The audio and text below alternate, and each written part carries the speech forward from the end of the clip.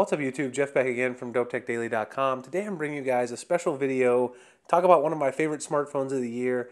That's the Blackberry KEYone. Now I did a full review of this, a lot of coverage of it back in May. So I'll link some of that below if you guys want to check out my very long full review. It was over 30 minutes, one of my favorite reviews I've ever done. But today I'm back to talk about my 5-month, it's been about approximately 5 months since I got the phone originally, 5-month review. And actually, this video sort of serves two purposes because I actually got a second Blackberry KEYone. This is the new space black color. A huge shout out to my friends at Blackberry Mobile. This is available at AT&T here in the US, and they sent this over to me. I really appreciate it. Now the space black KEYone here in the US is not the same as the black edition that you'll find in India and other parts of the world. That version actually has an extra gigabyte of RAM, so you got 4 gigs and 64 gigs of storage, which is twice the 32 gigs that's on this model.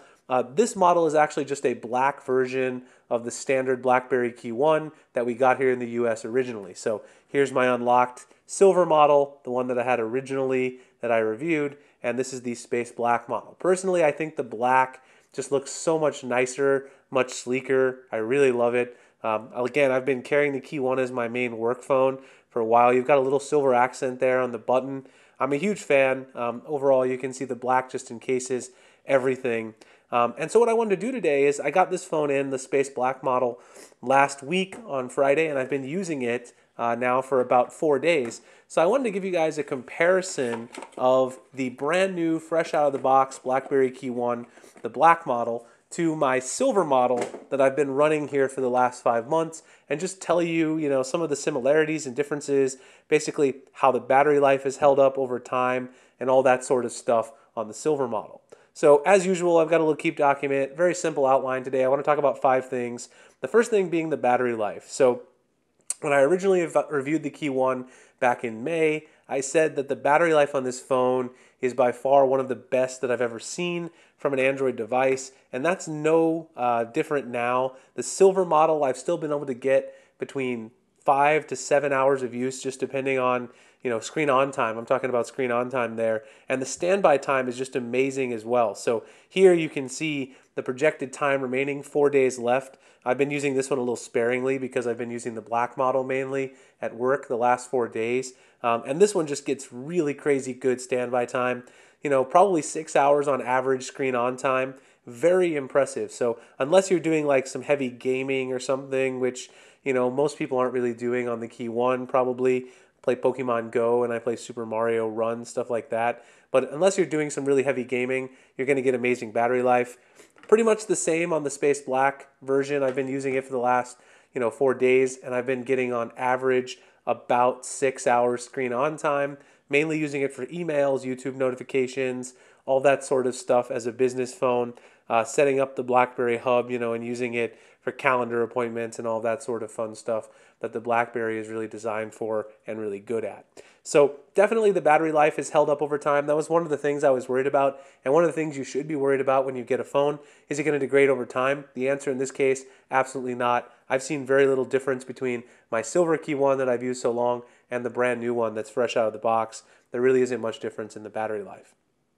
Okay, the next thing in my keep document that I want to talk about the Blackberry KEYone is the operating UI and the smoothness. Now, when I originally reviewed the phone, I mentioned that having 3 gigs of RAM was a little bit of a concern. And once I got all of my apps loaded up and used them for a long time, 60 or so apps, trying to multitask, was that going to be a problem? And I haven't really noticed it. You guys can see the UI is very fluid. It opens, productivity apps like Gmail, your social media apps very, very quickly, no problems whatsoever. Navigating the settings, and everything is super fast. Android 7.1.1. Overall, I've been very impressed. And to be honest, in using the Space Black model the last few days, I really can't notice any difference in the quickness of the two phones. It's pretty much the same when it comes to apps opening and things like that. I did dial back the developer options on my silver one, so it might be a little bit quicker just due to the longer animations. But I really haven't seen any lag creeping in over time. Now, if you do things like gaming and heavy multitasking, where you're doing a bunch of social apps, gaming, media like YouTube, and doing email, you might see a little bit of lag. And yes, I would certainly say it would be great to have that extra gigabyte of RAM in the Space Black version. I really wish they had added that 4 gigs of RAM like on the International Black version, but I haven't had any problems at all. And I would say that if you're worried about this thing degrading with performance over time, very close to stock Android, very smooth, and I still haven't had any issues. The next thing that I was worried about was the keyboard durability. So obviously this guy's got a physical keyboard on it. One of the questions on my mind was, would the clickiness and responsiveness of the keyboard degrade over time? So that's really a good question for a physical keyboard phone, and it's really important to a lot of BlackBerry users. Now, first of all, I mentioned in my very first video that I had a little bit of uneven backlighting on some of my keys on the original review unit.